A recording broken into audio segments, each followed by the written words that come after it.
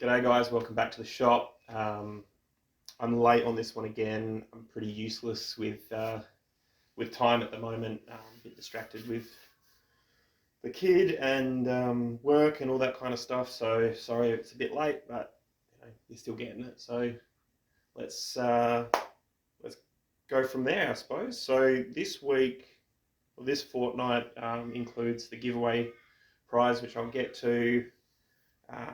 But let's crack on with just this first one, this little macadamia bowl. I'm finding through this project that I'm really liking the texture of like a natural edge or something that's a little bit different. So this isn't necessarily the natural edge of the macadamia, but where it's fractured or been split, and I'm liking the contrast. So I think if you go through the back catalogue of all the bowls that I've done, I think there's probably going to be more that have a natural edge or a textured edge than anything else. But yeah, I think this one came out all right. It's a real simple shape, tall edges, but yeah, like keep it, the KISS. What do they call it? It's KISS, keep it simple, stupid. So sort of falls in that realm of simple shape, but there's some interest in it, and I really like that. The grain in this stuff is fantastic. Unfortunately, the bits of wood that I've got of this macadamia are split and got checks and cracks and all kinds of shit through it. So like you saw on I think it was the 23.5 or 24.5, where I had some macadamia on there and there was a fracture and it just failed. So I'd like to come across some more of this. It's fantastic stuff, and see what else I can make out of it without having to deal with faults and fractures. In terms of knocking this one out, the wall thickness is really good. It's consistent all the way through, except at the bottom. It's paper thin. Like you can move it with your thumb. I'm surprised I got away with it. And this one will probably sit on the shelf and eventually just get tossed, or I'll try. I'll have it as a test piece for doing texture work or something. Just it's not. I'd never want to sell this just because you'd sneeze on the bottom and you'd poke a hole in it, and that just comes down to me being a bit hasty on hollowing it out, trying to keep my consistency and then overshooting it a little bit. I know what the problem is. Now I just need to put it into practice when I sort out next bowls, because I've done it a couple of times now where I've gone a little bit too close to the bottom. But there are good elements to this.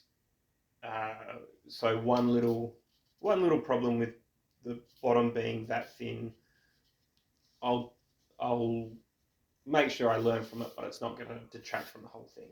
It's a nice little simple bowl.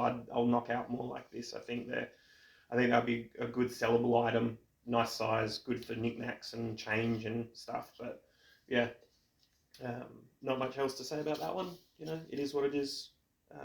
So yeah. Now, this is the little fella that I've made for the giveaway. It's made out of purple acacia. Don't know the scientific name off the top of my head, and it is pretty rare stuff. There's a guy over here, well, in Australia, who got a whole big bunch recently. He's a timber salesman. I think he's Creative Soul Timbers on Instagram, and he collected up a whole heap and some really large chunks, and was cool to see. And I managed to get a piece off of a friend, not even the guy who collected it. So I got a little branch, and it's so special I don't really want to touch it. So I thought, look, for the halfway mark giveaway, I think it'll be quite special, and there'll be a lot of people around the world that have never seen it, never heard of it, and will never have the chance to have any of their own. So I'm giving the opportunity away here.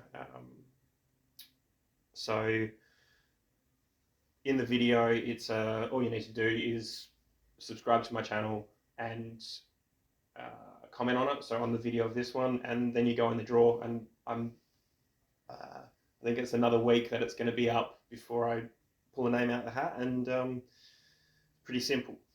In terms of the making of this one, I was a little bit stressed actually, because I didn't want to waste such a great piece of wood. My efficiency on this was bang on. So it's a natural edge bowl, just to maximize the amount out of it. And I utilized the tenon on the bottom to make this little foot. You've seen me do it a few times, but I just skimmed off the bark on the other side. So this is bark to bark on this. So I'm really impressed with myself.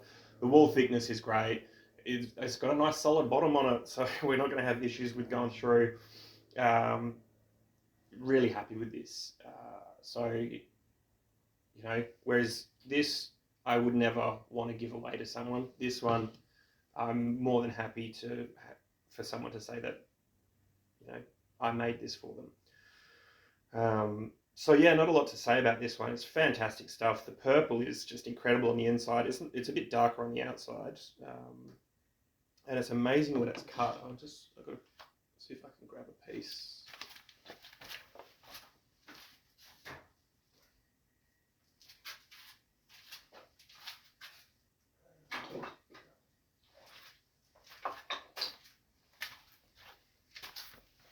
It just seems a lot more purple before you put the finish on it. It's really bright, and then it darkens up. But it's still obviously purple, which is pretty cool. So yeah, this little bunch has been really fun. I'm excited for someone to have this, as much as I'd love to keep it, but you know, that's not the goal. It's got some nice figure through it. So yeah, I've learned a little bit. I've got some fixing to do on technique, but for halfway through this project, I've learned a lot. My consistency is a lot better than what it was. I'm certainly pushing myself in a design sense to not just put out the same shape every week. You guys are going to get bored of it, and I'm going to get bored of it. So especially, like, this isn't a shape that I'd normally come to just if you said make a bowl. So I'm happy that I'm trying new things and experiencing new shapes and stuff like that. So I feel like I'm going in the right direction, and I look forward to seeing where it goes in the future. But thanks for watching, and I'll see you on the next one. Cheers, guys.